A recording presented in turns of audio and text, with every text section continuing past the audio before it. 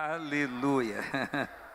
Abra sua Bíblia em primeiro livro de Reis, primeiro Reis.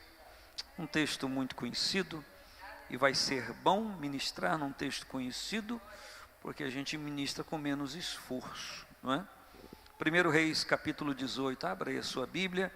Se há alguém perto de você que não tem a Bíblia, dê carona, e tudo vai ficar muito legal, muito bom em nome de Jesus. Um texto, uma leitura um pouco extensa, por ser a palavra de Deus, já sei que você não vai se cansar, e vai ser até poucos versículos para você. Primeiro Reis, capítulo de número 19. Perdão, primeiro Reis, capítulo de número 18, versículo 19.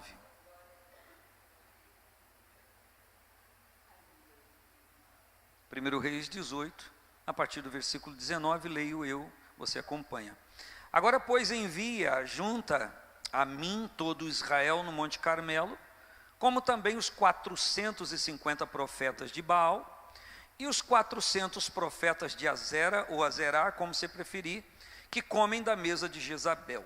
Então enviou Acabe os mensageiros a todos os filhos de Israel, e ajuntou os profetas no Monte Carmelo.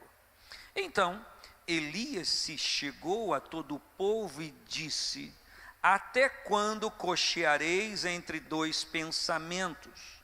Se o Senhor é Deus, seguiu; se Baal, seguiu.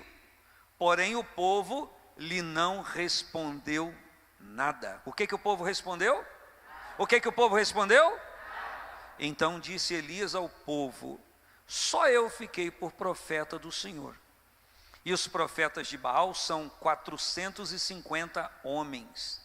Deem-se-nos, pois, 2 bezerros, e eles escolham para si um dos bezerros, e o dividam em pedaços, e o ponham sobre a lenha, porém não lhe metam fogo, e eu prepararei o outro. Ele vai preparar qual? Qual que ele vai preparar? O outro bezerro. E o porei sobre a lenha, e não lhe meterei fogo. Então invocai o nome do vosso Deus, o Baal, e eu invocarei o nome do Senhor. E há de ser que o Deus que responder por fogo, esse será Deus. E todo o povo respondeu e disse: é boa esta palavra. E disse Elias aos profetas de Baal: escolhei para vós um dos bezerros e preparai o primeiro, porque sois muitos, e invocai o nome do vosso Deus, e não lhe metais fogo. E tomaram o bezerro que lhes dera e o prepararam, e invocaram o nome de Baal, desde a manhã até o meio-dia, dizendo: ah, Baal, responde-nos. Porém nem havia voz, nem quem respondesse, e saltavam sobre o altar que se tinha feito. E sucedeu que ao meio-dia Elias zombava deles e dizia: clamai em alta voz, porque ele é um Deus. Pode ser que esteja falando, ou que tenha alguma coisa que fazer, ou que intente alguma viagem, porventura dorme e despertará. E eles clamavam a grande vozes, e se retalhavam com facas e com lancetas, conforme o seu costume, conforme o seu, até derramarem sangue sobre si. E sucedeu que, passado o meio-dia, profetizaram eles até que a oferta de manjares se oferecesse. Geralmente a oferta de manjares era oferecida às 15 horas, às 3 horas da tarde. Porém não houve voz, nem resposta, nem atenção alguma. Então Elias disse a todo o povo: chegai-vos a mim. E todo o povo se chegou a ele, e reparou o altar do Senhor que estava quebrado. E Elias tomou 12 pedras, conforme o número das tribos dos filhos de Jacó, ao qual veio a palavra do Senhor, dizendo: Israel será o teu nome. E com aquelas pedras edificou o altar em nome do Senhor.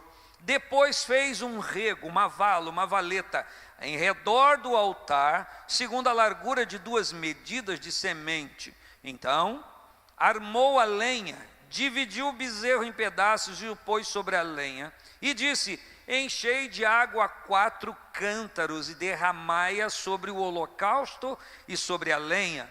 E disse: fazei-o segunda vez. e o fizeram segunda vez. Disse ainda: fazei-o terceira vez, e o fizeram terceira vez, de maneira que a água corria ao redor do altar, e ainda até o rego encheu de água, a valeta. Sucedeu, pois, que oferecendo-se a oferta de manjares, o profeta Elias se chegou e disse: ó Senhor, Deus de Abraão, de Isaque e de Israel, manifeste-se hoje que tu és Deus em Israel, e que eu sou teu servo, e que conforme a tua palavra fiz todas estas coisas. Responde-me, Senhor, responde-me, para que este povo conheça que tu, Senhor, és Deus, e que fizeste tornar o seu coração para trás. Então caiu fogo do Senhor, e consumiu o holocausto, e a lenha, e as pedras, e o pó, e ainda lambeu a água que estava no rego, o que vendo todo o povo, caiu sobre os seus rostos e disse: só o Senhor é Deus, só o Senhor é Deus. Querido Pai, que privilégio o Senhor tem nos dado hoje, de estarmos no templo, para louvarmos ao Senhor com a igreja, e como igreja. Obrigado, Senhor, porque pudemos fazer tempo de qualidade para estar aqui. Muito obrigado, Senhor, pelo privilégio que nós temos de invocar o teu nome. É um privilégio estar aqui. Eu não sei, meu Senhor, se todos os que estão aqui se sentem privilegiados pelo Senhor, mas uma coisa, a maioria que sabe, é um privilégio nos achegarmos ao templo, para como igreja celebrarmos a tua presença. Senhor, alguns de nós às vezes animadamente dizem que muitos quereriam estar aqui e não conseguiram chegar, mas nós estamos aqui e viemos te adorar.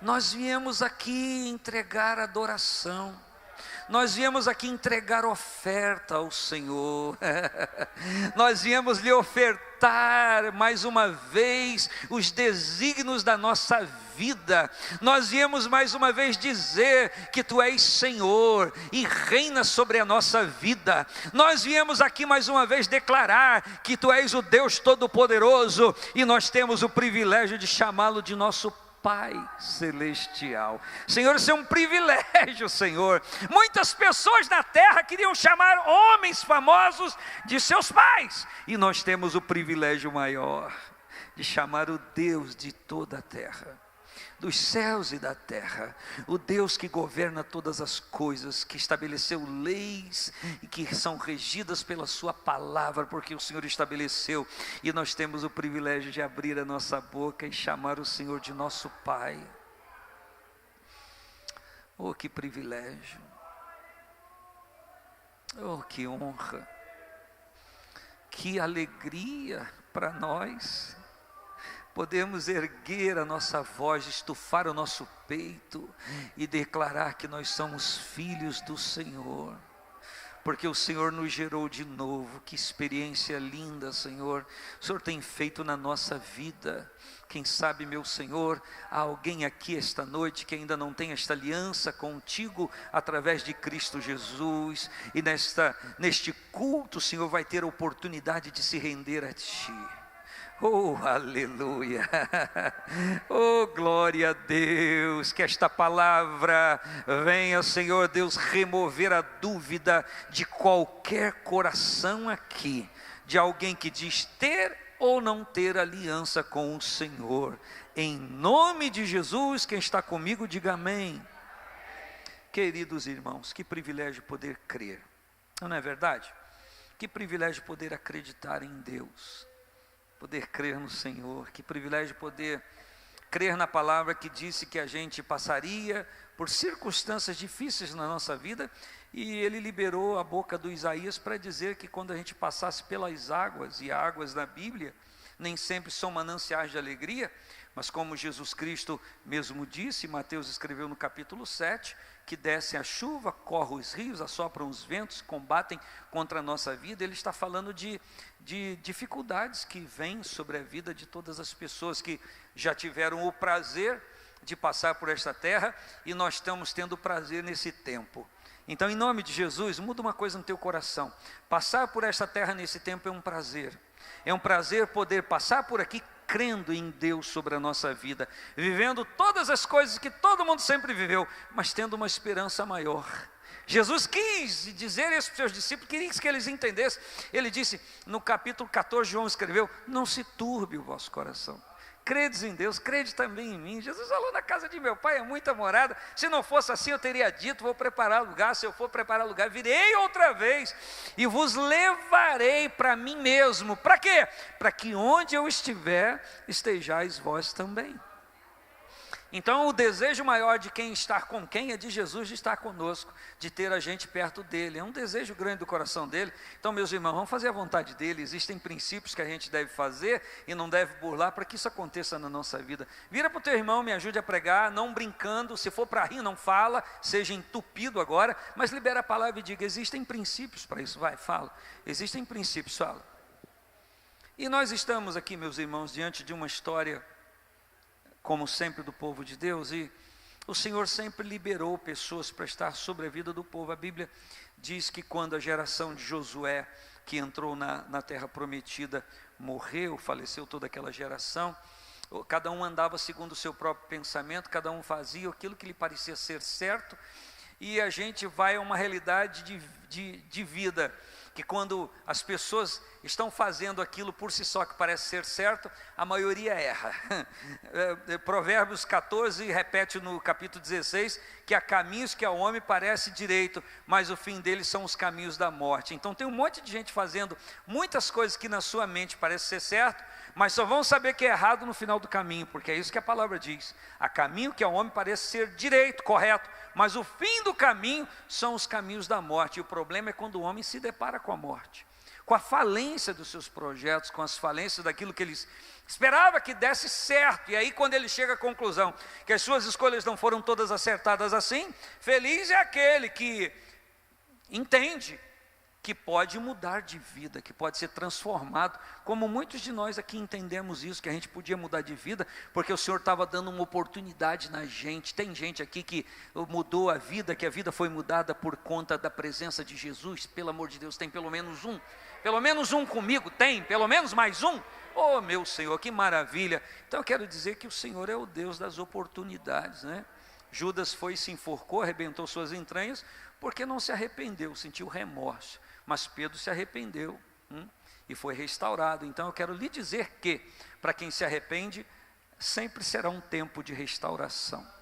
Eu repito a frase, você completa. Eu vou dizer, para quem se arrepende, você vai dizer para o seu irmão, sempre será um tempo de restauração.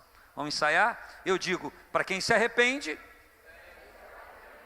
sempre será um tempo de restauração. Então, o primeiro foi a gente aprendeu, agora você vai falar. Vamos lá. Para quem se arrepende, então hoje é um tempo de restauração, sim ou não? E a restauração não acontece por si só, pela vontade de Deus e pela vontade do Senhor, o querer de Deus. Tem que ter a nossa participação. Então, o Senhor deu juízes, e a Bíblia diz que quando o Senhor levantava juízes, o povo então começava a servir ao Senhor. Ele era livre dos inimigos que atacavam, que aprisionavam, que avassalavam, que escravizavam, e o povo então vivia a paz. Aquele juiz morria, de novo o povo voltava a pecar, era uma constante assim. Até o dia do último juiz, lá o Samuel, que estabeleceu um rei em Israel, Saul, depois um outro lá quis reinar, mas Davi pulou na frente e foi reinando assim, e igualmente, tal era o coração do monarca, tal era o coração do rei, tal era a forma que ele conduzia o povo à adoração também, junto com os profetas da sua época, era a forma como o povo se comportava diante de Deus. E nós vamos encontrar aqui, no primeiro livro de Reis, onde eu li com vocês, o período de governo de um homem chamado Acabe, que era um homem que não se importava com Deus, não estava nem aí para fazer a vontade de Deus, e a Bíblia chega a dizer, como isso não fosse pouco, ainda casou com uma mulher ímpia, com uma mulher idólatra, com uma mulher que não era do seu próprio povo. Essa mulher trouxe para Israel hábitos de adoração de ídolos, né, como a Baal. A Bíblia diz no contexto que essa mulher sustentava profetas que eram pessoas que eram os trabalhadores tempo integral daqueles profetas, comiam da mesa de Jezabel, somente para se envolver no culto a Baal. Baal era um poste-ídolo, trazido de origem cananeia, e que estava introduzido no meio do povo de Deus.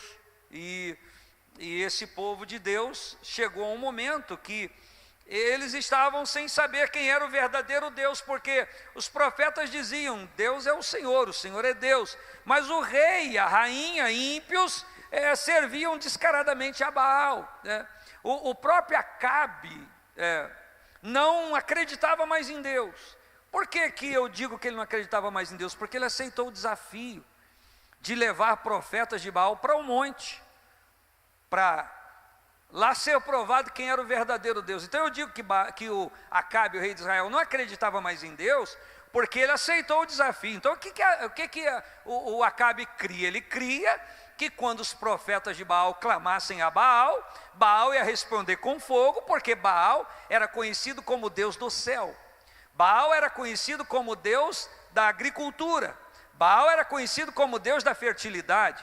E se os irmãos estão se situando na história, no capítulo de número 16 de 1 Reis, nós estamos exatamente num período de seca, porque o homem de Deus, o profeta Elias, havia profetizado que por um período não choveria sobre a terra. Quem pode me ajudar? Peço ajuda aos universitários. 1 ano e meio, 2 anos e meio ou 3 anos e meio?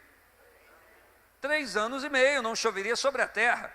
E a Bíblia então vai nos mostrar no contexto do capítulo 18, que eles estão num período de seca profunda. A terra não está produzindo, porque não chove. Por quê? Porque pela boca do profeta Elias, o Senhor atacou o cerne da falsa existência de Baal. Já que Baal é o Deus do céu, o Deus da chuva, o Deus da prosperidade, o Deus da agricultura, o que Elias disse? Só porque vocês estão adorando a Baal, dizendo que ele é tudo isso, e colocando ele no lugar de Deus, pela minha palavra, 3 anos e meio não vai chover.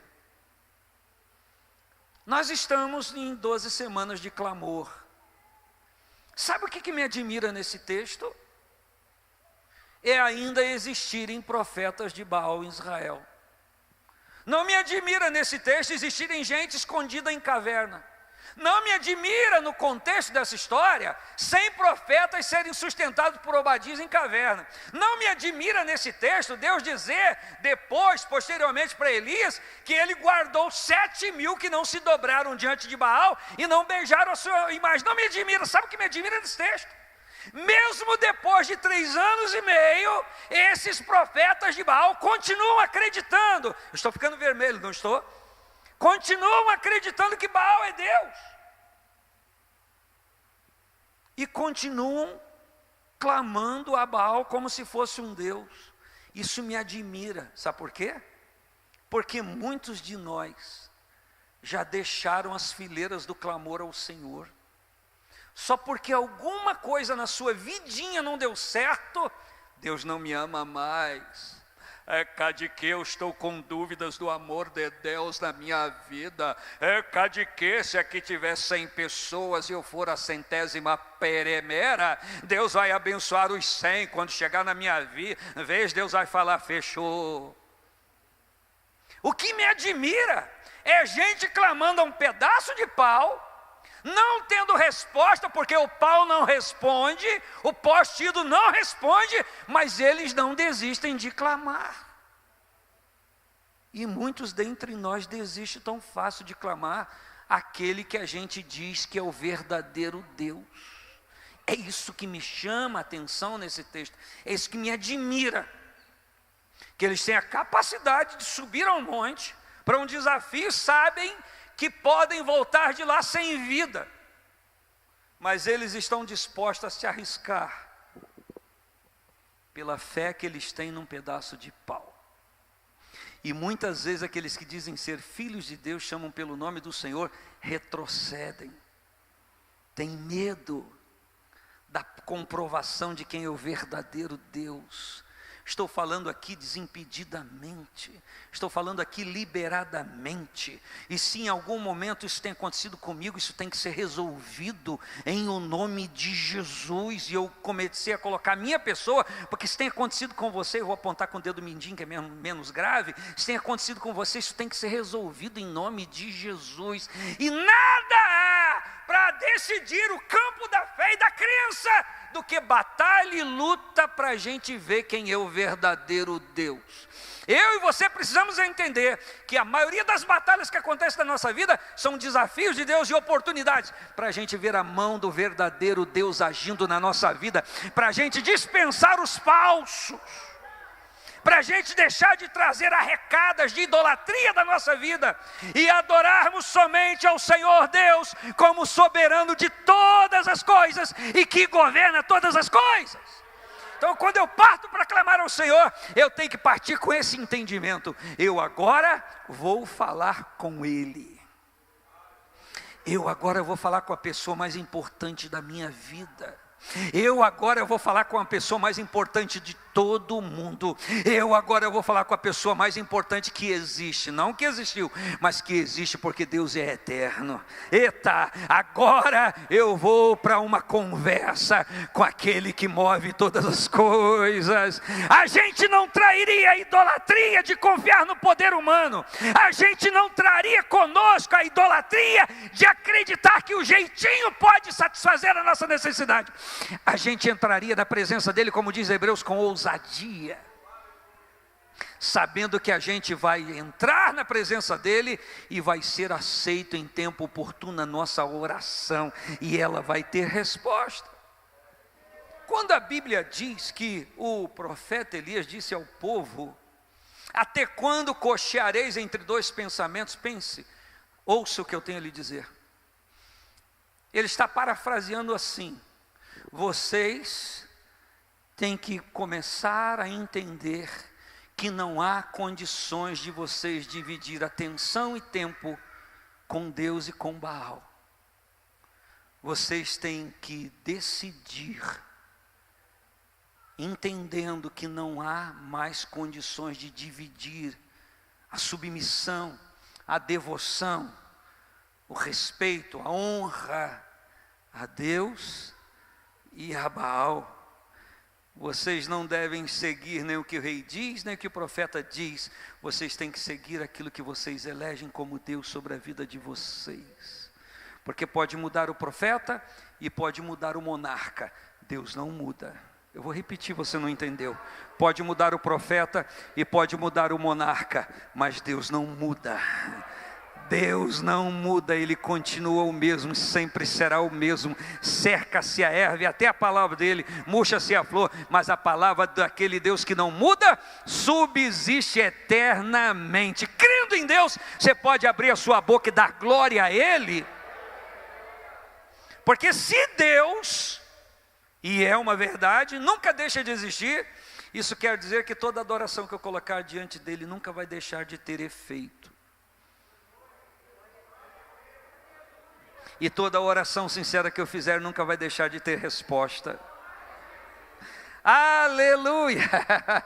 Oh, glória a Deus que está aqui na nossa vida e quer ministrar o nosso coração. Então ele diz: até quando? Ele está falando, sabe o que Elias está dizendo? Quando ele diz: até quando vocês vão conchear entre dois pensamentos? Ele diz: acabou.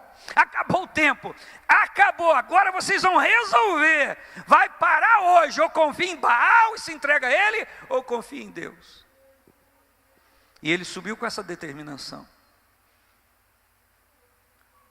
E a Bíblia então vai nos dizer que ele apresenta a oportunidade da manifestação do verdadeiro Deus. Eu li, vocês acompanharam. E o que o texto vai nos dizer? Que ele dá preferência aos profetas de Baal, porque Elias tinha uma confiança em Deus plena, total. Ele cria em Deus de toda a sua vida. Não havia margem de dúvidas. Não pode haver margem de dúvida na vida daquele que crê em Deus. A dúvida tem que ser afastada do coração. Para não dizer de mim nem de você, eu vou dizer: a dúvida tem que ser afastada do coração do homem. para não generalizar, eu vou dizer, a dúvida tem que ser afastada do coração dos filhos de Deus, daqueles que foram transformados pelo poder do Senhor. Você não pode ter dúvida. Não é porque o seu negócio não está fluindo como fluía que Deus deixou de ser Deus ou diminuiu o seu poder. Não é porque você não está saudável como esteve ano passado que Deus diminuiu no seu poder. Não, isso é irrelevante, Deus continua sendo Deus. Não é porque eu tenho menos cabelo que Deus continua sendo Deus, é menos poderoso. Não, Deus é Deus, está sentado no seu trono, governa todas as coisas. Deus é o Todo-Poderoso, Ele é glorioso. Aleluia! Se há alguém que tem que mudar, sou eu em relação a Ele. Então, nós não podemos medir ou ter concepções divinas sobre o ser divino a partir dos infortúnios da nossa vida. De vez em quando a gente encontra o irmão todo serelepe, alegrinho. Deus é fiel. Ou, como Deus é fiel? Não, porque Deus fez isso e isso na minha vida. E aí a boa pergunta é, e se não fizesse, Ele seria infiel? Não, Deus é fiel. Trazendo a mim alguma coisa ou não trazendo. Deus é santo, fazendo ou não fazendo. Deus é glorioso, Ele é excelente, Ele é Senhor de tudo, fazendo ou não fazendo. E aí a gente é movido por essas canções, na verdade, que eu também gosto de cantar. Se Deus é Deus, é bebê, se fizer, Ele é Deus, se não fizer. Será que isso é realidade para todo mundo que canta? E eu não estou pondo em dúvida a fé de ninguém, mas só estou fazendo uma conjectura disso. Será que isso é real para mim? Será que a confiança que a gente tem em Deus está fundamentada nesse porte, a ponto de a gente ter o direito de viver o dia mal?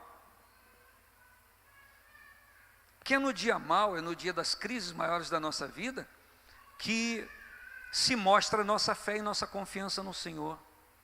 Não é no tempo de tudo está bem. No tempo de tudo está bem, também a gente tem que se manter fiel. Tem muita gente que se desvia de Deus, se afasta de Deus quando tudo está bem. Mas é na hora que tudo está agressivo à nossa vida e que parece que aquele dia foi um dia escolhido para arrebentar com a nossa história, que a nossa fé tem que funcionar. O Davi, no Salmo 37, ele disse, ainda que um exército me cercasse. Perceba que ele está falando num tempo de guerra, e ele não diz ainda que um exército cercasse o meu exército. Ele está se vendo só cercado por um exército, é isso que a palavra diz. Ainda que um exército me cercasse, e que todo mundo pudesse dizer assim, morreu, ele ia dizer, nele eu confiaria. Aí ele diz, com o meu Deus eu passo no meio de um esquadrão. Ele diz, com o meu Deus eu salto uma muralha. Sabe o que Davi está dizendo? Eu não preciso de ajuda para vencer os meus dilemas se o meu socorro vier dele. Eu não preciso que um homem mexa com o dedo. Basta ele mexer com o dedo e tudo vai dar certo na minha vida. Eu quero ter essa confiança a cada dia, você também quer? Quem quer, levanta a mão e diga, Deus, eu quero!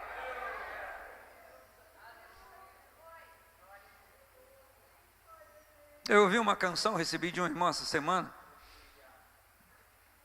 e eu ouvi aquela canção, achei até legal, um barquinho, uma pessoa cantando, um meninozinho chorando. Achei legalzinha a canção, achei boa mesmo, bonita, sem entender o propósito. Ouvi, gostei mesmo, de coração, até repassei para algumas pessoas. Fui entender o propósito hoje, atendi uma irmã hoje pela manhã, que eu não estava aqui para atendê-la, estava fazendo outras coisas, não havia marcado comigo, mas chegou. E quando ela veio, eu estava fazendo algumas coisas, e ela começou a abrir a boca, veio na minha mente, a canção. Liguei o smartphone, falei, antes de eu conversar contigo, a gente orar. Escute isso. Liguei para ela, coloquei pertinho dela, parece que dura quase 5 minutos, alguma coisa assim. E quando ela começou a ouvir a primeira frase da canção, ela começou a chorar. E eu pensei que eu não sou tonto. Falei, Deus está falando com ela. Deus está falando com ela. E aí desliguei, continuei orando, e orei ali um bom tempo com ela. E Deus manifestou o seu poder. Manifestou a sua glória, ela não tinha conversado nada comigo. Me lembro que na oração eu pedi ao Senhor, falei como o Senhor soprou o seu fôlego sobre o primeiro homem que estava lá no chão, não tinha vida. Sopra, Senhor, sobre esta tua filha o teu sopro de vida. Aleluia. E depois, quando terminei de orar, ela disse, pastor, eu não estava aguentando nem respirar. quando você disse a Deus para soprar o seu fôlego sobre a minha vida, eu consegui respirar e agora eu estou bem. Por quê, meus irmãos? Porque as aflições da vida nos sufocam.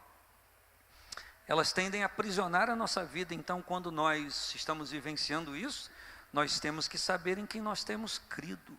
É fácil parafrasear a história de Jó, quando ele diz: eu sei em quem tenho crido, e que por fim se levantará sobre a terra. Mole dizer e repetir. Vai viver o que Jó viveu, e diga o que ele disse enquanto ele estava vivendo. Somente alguém que tem muita convicção no Senhor pode dizer: eu sei que o meu Redentor vive.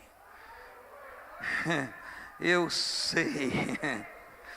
E não obstante ao fato de Jó estar assentado sobre a terra e as cinzas cheias de chaga, ele disse: por fim ele se levantará sobre a terra. Glória ao nome do Senhor. O Senhor tem poder, mexe com todas as coisas, porque Ele é Senhor, não precisa pedir licença a ninguém quando Ele quer operar. E Deus se levanta sobre a terra, sim, sobre as partes mais inferiores da sua vida e mais insignificantes, e faz o que Ele quiser fazer na vida daquele que ousa crer no poder glorioso que Ele tem. Alguém aqui pode abrir a boca e dizer amém? Pelo amor de Deus. E a Bíblia então diz que os profetas de Baal fizeram o que faziam, clamaram. E a segurança do profeta me espanta. Ele está lá clamando e o profeta está lá como alguém que está esperando alguma coisa, né? Uma mulher, por exemplo, que o homem não fica muito legal fazer, e está lá com a lixazinha, lixando a unha. E o tempo está passando, ela está esperando alguma coisa, está lá lixando a unha, esperando ser chamada no médico, alguma outra coisa que está fazendo, está lá lixando a unha, parece que não está se importando com o que está acontecendo. É assim que eu vejo Elias. Ele não estava com a lixa, nem estava lixando a unha, mas eu vejo ele assim despreocupado, sabendo que nada vai acontecer ali. E ele assevera: vocês podem armar o sacrifício, o palco de vocês, só não põe fogo, porque aqui vai ser provado, porque o Deus que responder com fogo, esse é o verdadeiro Deus. E ele está tranquilo, por quê? Porque ele sabe quem ele serve. E ele sabe que Baal é um cara de pau, ele é um poste ídolo, ele não tem vida, ele não responde. Eu preguei sobre isso no domingo, um pouco falando sobre isso, sobre clamor ao Senhor, em Jeremias 33:3 também, falei um pouco sobre vários episódios, citei esse caso também, não com esse tempo que eu estou compartilhando com vocês. E a Bíblia vai dizer que não houve resposta, porque não há resposta de quem não tem vida. Eu vou repetir: quem não tem vida não tem resposta para dar. Por quê? Porque quem não tem vida não ouve o que você fale, porque não ouve também não tem resposta, porque não tem vida, não respondeu nada. E a Bíblia diz que eles clamam da manhã, da alva, até o meio-dia. E aí eles se lancetam, eles se rasgam, até esguichar sangue sobre eles próprios, porque eles entendiam, era a maneira do culto a Baal, do alto sacrifício, do alto flagelo, para atrair a atenção de Deus. Então deixa eu lhe falar uma coisa: Deus tem vida, Deus tem ouvido e ouve, Deus tem boca e responde. Não precisa que ninguém se sangre para ter resposta de Deus. Em nome de Jesus, receba a palavra do Senhor. Você não precisa sangrar na vida para ter resposta de Deus, porque Deus é sensível à oração do fiel, Deus é sensível à oração do filho dele, da filha dele. Você não precisa chegar a esses limites, porque o sacrifício humano não desperta a atenção de Deus, mas a prostração espiritual, no sentido de submissão à vontade de Deus, chama a atenção do Pai. Aleluia, oh glória a Deus. Eu vou repetir que a submissão, que a prostração de submissão diante do Senhor desperta a atenção dele para a sua vida. Então essa coisa de colocar Deus na parede, isso nunca funcionou, porque isso é história de tolo. Se Deus é Deus, vai ter que provar. Isso é história de tolo. Uma vez eu ouvi um maluco, um débil mental, um espírito de mula de Balaão no cara falando isso. Tal dia nós vamos ter a reunião, e se Deus é Deus, vai ter que provar. Deus está tão preocupado em provar a sua existência, que a Bíblia mesmo não se ocupa de provar a existência de Deus. A Bíblia fala de um Deus pré-existente, de um Deus eterno. No princípio criou Deus o céu e a terra era sem forma e vazia, e o Espírito de Deus se movia sobre a face das águas, haviam trevas sobre a face do abismo, e disse Deus: haja luz, e houve luz. Quando Deus resolve falar e dizer e determinar, as coisas vão acontecer, as coisas acontecem. É isso que eu preciso acreditar, é isso que nós precisamos acreditar. Deus não se move pelo meu flagelo, Deus não se move pela minha autocomiseração, mas Deus se move pela minha submissão, Deus se move pela minha obediência. A Bíblia diz que Deus não tem prazer em sacrifício, o salmista diz, Deus não tem prazer em sacrifício, senão daria, mas Deus tem prazer na obediência. E aí ele usa a boca de Samuel para dizer que obedecer é melhor do que sacrificar, obedecer é melhor do que sacrificar. Eu começo, você termina para o seu irmão, obedecer é melhor. Eita, termina com mais vontade, obedecer é melhor. Diga para ele, do que sacrificar. E sacrificar aqui é oferecer sacrifícios de arrependimento, porque quem obedece não peca, não precisa oferecer sacrifício de arrependimento, porque é fiel. O fiel não tem o que se arrepender, a não ser o tempo que não foi fiel. Se você vive uma vida de submissão e fidelidade ao Senhor, fique tranquilo, o Senhor está te ouvindo. Quando você para falar com Ele, quando você anda para falar com Ele, quando você sobe ou desce, está falando com Ele, vai deitar ou levantar, está falando com Ele, o Senhor está te escutando, porque Ele é Deus, Ele é Senhor. Às vezes não responde, porque Isaías 59 diz que pecado e iniquidade cobrem o rosto de Deus de nós e impede que Ele nos ouça no sentido de atender-nos, mas Ele escuta a oração de todo mundo, está escutando sempre, porque Ele é Deus, é impossível que Ele não saiba. Ele sabe o que está acontecendo em todo lugar. Alguém pode dizer amém? O que aconteceu aqui? Não houve resposta, por quê? Estavam clamando a quem não tinha vida para responder. E o Elias, então, ele dá uma curtida. A Bíblia se ocupa em dizer, Elias zomba deles. Olha o que ele diz, clama em alta voz, porque ele não é um Deus. Então existia na mitologia, na crença dessas pessoas, que os deuses, com D minúsculo, tinha sentidos humanos e necessidades humanas também. Ele dorme, ele se cansa. É por isso que a Bíblia vai dizer que Deus não se cansa nem se fatiga. A Bíblia diz que Deus não dorme nem tira uma pestana, né? Depois do almoço, Deus se alimentou, precisa deitar numa rede, agora Ele vai tirar uma madornazinha. Não! A Bíblia fala de um Deus que está sempre atento a tudo. Quando a Bíblia diz que Deus fez o mundo em 6 dias, o 7º descansou, não é que Deus descansou cansado. Meu Deus, não, Deus sou eu. Eu sujei minha mãozinha no barro. Nada disso. A Bíblia diz que Deus concluiu a obra que Ele determinou fazer. E quando Ele descansou, é o selo daquilo que Ele fez. Não que Ele estava cansado, mas declarou completo tudo que Ele tinha a fazer. É tão somente isso, porque Ele é Deus. Então alguns de nós parece que às vezes, como eles, humaniza Deus, traz características humanas para a pessoa de Deus. Deus não é isso. Deus é sempre eterno, está sempre atento, nunca dorme. Então Deus está sempre acordado, Ele não dorme. Deus não morre, Deus está vivo, Deus não precisa provar nada, Ele é sempre eterno. Alguém pode aproveitar o que eu estou falando para abrir a boca e dizer, glória a Deus. Porque a sensação que a gente tem ouvindo algumas pessoas é que parece que algumas pessoas não acreditam nisso. Porque para algumas pessoas é mais fácil acreditar na simbologia. Quando o homem perde a sua devoção e a sua sensibilidade em ouvir Deus e se relacionar com Deus, ele cria coisas para ele dizer que é Deus. Quando o homem perde a sua sensibilidade divina, ele cria, eu estou tentando achar a palavra, não é ídolos, mas ele cria coisas humanas, ele põe em coisas humanas a sua devoção. E a Bíblia diz que Deus é Espírito.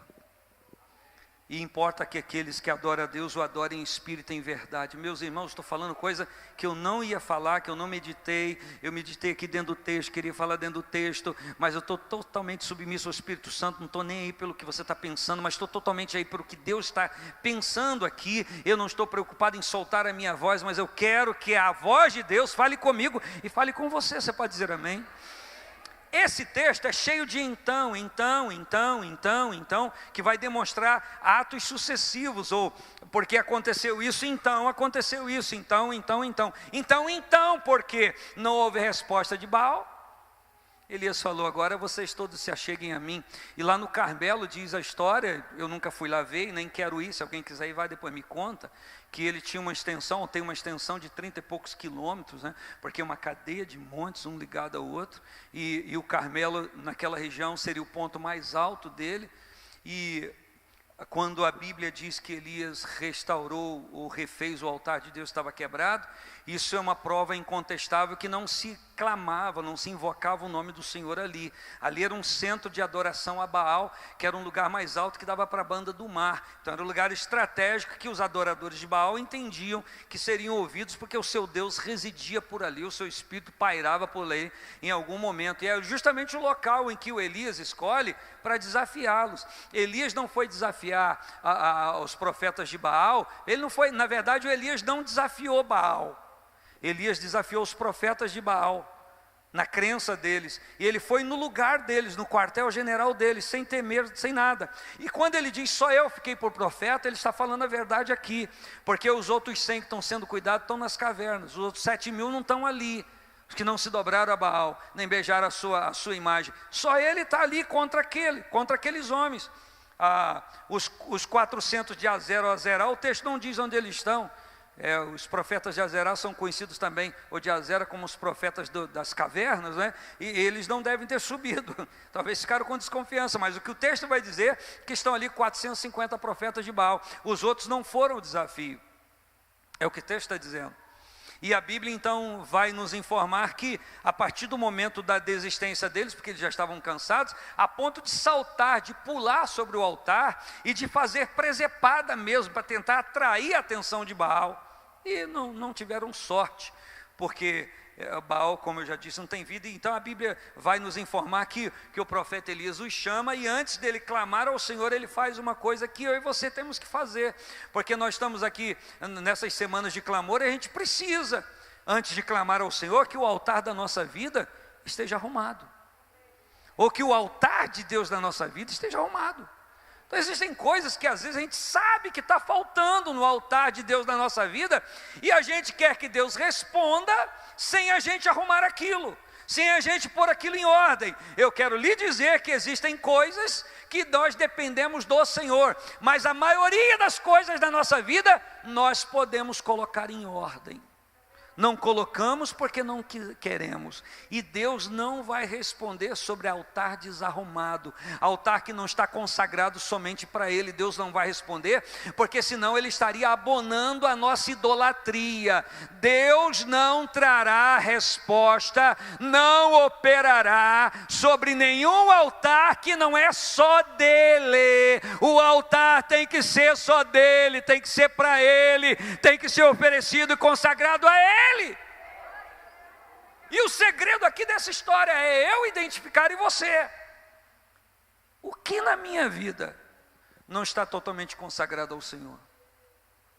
O que há na história, no ciclo da minha vida, das questões espirituais, humanas, sentimentais, tudo, financeiro, tudo, que não está totalmente consagrado ao Senhor.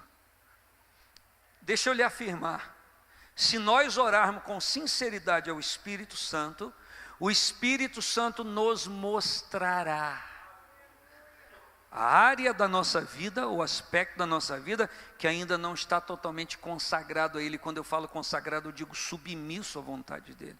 É por isso que o salmista, no Salmo 139, nos últimos versículos, ele pede para o Senhor sondar, conhecê-lo, olhar, examiná-lo e mostrar para Ele: sonda-me e conhece, vê se há em mim algum caminho mau. Ele diz: guia-me pelo caminho eterno. O que ele está pedindo é para Deus mostrar para ele o que não está correto na vida dele, para ele submeter à vontade do Senhor, fazer o que é correto segundo a vontade de Deus, e aí passar a desfrutar daquilo que é comum no relacionamento de Deus com os seus filhos, a presença dEle. O fato de não estar acontecendo hoje na sua vida aquilo que você queria, não é prova que Deus está distante. O fato de estar acontecendo coisas na sua vida que não são boas ou que você não gostaria que estivesse acontecendo, é uma prova incontestável de sobrevivência. Você está sobrevivendo, e se você está sobrevivendo, é incontestável, Deus está presente na sua vida, porque se Deus não estivesse, você não estaria sobrevivendo, você já teria desistido, você já estaria apostatando da fé, já teria virado as costas para Deus, mas você está aqui. Eu não tenho Espírito Santômetro, que é um aparelho que eu dei um nome, mas não consegui inventar ainda, para medir o grau, a gradação de unção de Deus sobre a sua vida, mas o Senhor sabe, a começar daqui, o Senhor sabe qual é a gradação de unção que há em cada um de nós. O Senhor sabe medir as partículas da excelência do seu ser que estão confinados dentro dessa vida aqui, que estão confinados dentro, que está confinado aí. Deus sabe medir porque são partículas dele, são liberações dele. O Senhor sabe até quando cada um de nós está envolvido com ele e ele conosco. Então, não é que nós vamos, deixa a vida me levar, a vida leva eu. Claro que não. Não é que nós não vamos clamar, nós vamos clamar. Jesus disse para a gente clamar. Jesus disse para a gente bater a porta, que aquele bater vai se abrir. Jesus disse para a gente pedir. Ele disse ou não disse? Ele disse ou não disse? Eu volto a dizer, Jesus não fala por revelação. Jesus fala por aquilo que viu junto do Pai. Ele não precisava de revelação para dizer. Eram coisas comuns que ele já havia, sabia o que estava falando. Então, o que o Senhor quer que eu, quando Ele diz peça, bata, é que eu confie tanto nele, em tudo na minha vida, que qualquer coisa eu fale com Ele. Que eu conte tudo para Ele. Que eu fale sempre para Ele. Como aquele cântico antigo do tempo da minha mãe. Conta para Jesus onde é a sua dor. Ele é o remédio, confia no Senhor. Não te desanimes com a tua cruz. O que tu precisa. Fala para o seu irmão, conta para Jesus onde é a sua dor. Ele é o remédio. Não te desanimes. O que tu precisa.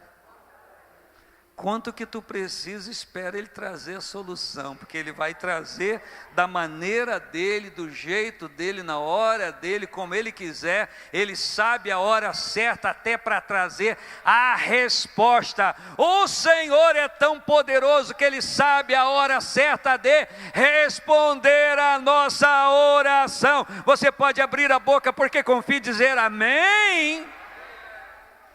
E aí então Ele arruma o altar. Reparou o altar, e a Bíblia faz questão de dizer que estava quebrado. E ele traz 12 pedras para começar a formar o altar, a reparação do altar, que simboliza as 12 tribos de Israel. Alguns dizem que tinha mais tribos, não estou nem aí, mas é 12, que fala aqui.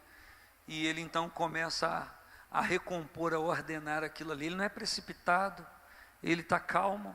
Eu fico imaginando o coração do Elias batendo a beça, mas ele tinha coisas que ele tinha que fazer. Eu sei que às vezes o nosso coração bate forte, a gente tem vontade de resolver algo rápido, mas a gente tem que seguir o compasso do Espírito. Há coisas que precisam ser feitas antes. Seu coração pode estar batendo, você pode estar ansioso, mas como o pastor Enéas orou aqui no início, ajoelhados oramos, lança sobre o Senhor a sua ansiedade, conta para Ele o que está acontecendo com você, que Ele vai diminuir o batimento cardíaco, vai trazer você no compasso certo da ação dele. Você não vai se precipitar, não vai retardar, mas não vai se precipitar, vai agir no compasso da vontade de Deus e vai dar tudo certo. Eu vou repetir, vai dar tudo certo. Se a gente colocar a nossa fé em ação e confiarmos e orarmos a Deus, Deus ouve, responde e dá. Vira para o teu irmão, acorda ele e diz: se você colocar a sua fé em ação e confiar e orar a Deus, Deus ouve e responde. Aponta o dedo para ele e diga: e dá tudo certo. Elias cria, vai dar tudo certo. Vai dar tudo certo. Por que que Elias cria, pastor Vanderlei? Porque ele é o Deus que usou a boca dele para dizer: 3 anos e meio não chove, não choveu. Agora ele vai orar e vai dizer: vai vir fogo do céu, e vai vir, e vai vir, e vai vir. Por quê? Porque eu creio. Por quê? Porque além de crer, já tive a comprovação. A minha fé não é em vão, não estou crendo num pedaço de pau, eu estou crendo num Deus vivo. Bota a mão no ombro dessa pessoa e diz: você está crendo num Deus vivo? Vai lá, diga: você está crendo num Deus vivo? Nós estamos crendo num Deus vivo. Aliás, essa expressão crendo num Deus vivo é errada. Nós estamos crendo no Deus vivo, porque só existe um. Aponta para o seu irmão e fala assim: só um. Só um. Só existe um. E aí ele arruma tudo. E o que me espanta também aqui, porque são 3 anos e meio sem chover. Olhe para mim. O ribeiro já estava seco, estava tudo ruim. Tinha água. Mas só que para o altar de Deus tem água. Elias oferece no altar de Deus para Deus aquilo que era escasso. Dá para aprender alguma coisa? 3 anos e meio sem chover, eles têm água para colocar no altar. Elias sabia que tinha água para colocar no altar. Porque no Carmelo, naquela cordilheira toda, existiam fontes de águas. Então existia algum resíduo de água ali. Então, em vez de beber, vamos oferecer no altar do Senhor. E eles molham tanto, porque Elias queria uma prova inequívoca. Vamos molhar tudo, porque quando o fogo cair, ninguém vai ter dúvida. Ele não estava com isqueiro fraudulosamente. Não, até porque o fogo não podia vir de baixo. Você não entendeu? O fogo não podia vir de baixo. O fogo tinha que vir de cima. Eu vou dizer de novo: o recurso não podia vir de baixo, tinha que vir de cima. Pare de esperar somente de baixo, comece a esperar de cima. Começa a esperar de cima. Dá uma catucada no teu irmão e diga para ele, aponta para ele, fala de cima. Vai, fala de cima. De cima. O recurso vem de cima.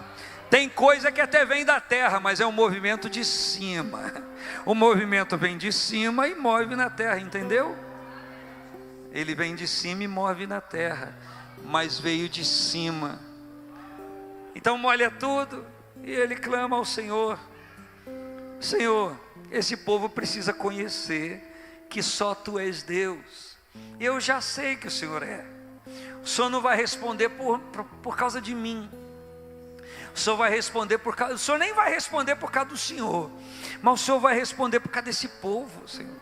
Eles querem adorar o verdadeiro Deus, mas estão em dúvida e jogaram dúvida na mente deles, Senhor.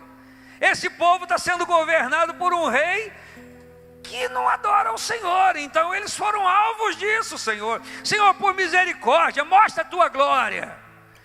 Aí o Senhor falou assim: tá bom, eu vou mostrar. Ali naquele altar tinha pedra, naquele altar tinha lenha, naquele altar à moda do Antigo Testamento tinha um boi todo cortado, naquele altar tinha água, estava tudo molhado, naquele altar tinha tudo isso. E quando ele ora e a resposta vem, a Bíblia diz que o fogo desce de Deus. Olha só o que a Bíblia diz. Então é de novo um ato em consequência de alguma coisa. Então caiu o fogo do Senhor e consumiu o holocausto, aquilo que era oferecido. Mas não consumiu só o que estava em holocausto, consumiu a lenha, que estava embaixo do holocausto. Mas não consumiu só a lenha, consumiu as pedras que estavam embaixo da lenha, que estava embaixo do holocausto. Mas não conseguiu consumir só isso não, consumiu também o pó do resíduo que ficou de ter consumido o holocausto, a lenha e a pedra. Foi ali e consumiu o pó também. Mas não fez só isso não, lambeu a água que estava em volta do altar naquela valeta, lambeu, consumiu tudo. E quando isso aconteceu, todo o povo estava ali. E a Bíblia diz que todo o povo disse, fica de pé, por gentileza.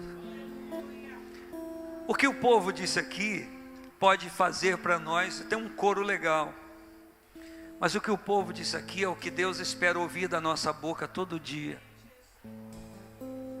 Nós que estávamos aqui no domingo fizemos um propósito, ou pelo menos recebemos um propósito, que a gente diria todos os dias dessa semana até domingo: só o Senhor é Deus. Só o Senhor é Deus. Em qualquer circunstância, só Ele é Deus. Qualquer coisa que acontecer na minha vida, positiva ou negativa, segundo o meu entendimento, não mexe na idoneidade de Deus. Ele continua, só Ele sendo Deus. Mas para a gente orar aqui, deixe-me chamar a atenção de você para a expressão que Elias reparou o altar. Ele reparou no sentido de consertar, de erigir. Mas deixa eu explorar o bom português, que leva a muitas dúvidas às vezes. Deixa eu falar de Elias reparando, no sentido de olhando o altar. Elias só reparou o altar no sentido de consertar, depois que ele reparou o altar no sentido de olhar. E essa expressão reparar, ela dá lá. Reparou naquilo que está acontecendo? Reparou quer dizer, olhou o que está acontecendo? Eu e você precisamos olhar o que está acontecendo na nossa vida e entendermos que às vezes algumas respostas nos faltam, porque o nosso altar está deficitário, está faltando alguma coisa no nosso altar. E o segredo disso aqui é trazer e colocar no altar tudo aquilo que não pode ficar fora dele. Eu vou repetir, o segredo disso aqui é trazer para o altar, para clamarmos ao Senhor, tudo aquilo que não pode ficar fora dele. A sua vida não pode ficar fora do altar de Deus. Seus sentimentos não podem ficar fora do altar de Deus. Sua vida espiritual não pode ficar fora do altar de Deus. Sua vida emocional não pode ficar fora do altar de Deus. Sua vida profissional não pode ficar fora do altar de Deus. Sua vida financeira não pode ficar fora do altar de Deus. Tudo que diz respeito a você não pode ficar fora do altar de Deus, porque senão está faltando alguma coisa. Mas quando você traz tudo e coloca tudo no altar, então aí o poder de Deus vai se mover sobre a sua vida de uma maneira gloriosa, de uma maneira poderosa. Oh, aleluia, esse Deus está aqui. E você vê que os profetas de Baal clamaram de manhã até a hora do meio-dia, até a hora da oferta de manjares, e o Elias fez só uma oração. Embora que alguém parafraseie que ele interrompeu e voltou a orar, mas ele fez só uma oração. Ele não ficou clamando 6 horas, 8 horas, 9 horas, ele fez uma oração. Aleluia. E naquele momento o poder de Deus se manifestou. Este poder que é de Deus quer se manifestar na nossa vida, na sua vida, em todos nós. Mas o que Deus precisa encontrar para que isso aconteça? Fé, preparação do coração, vida diante dele.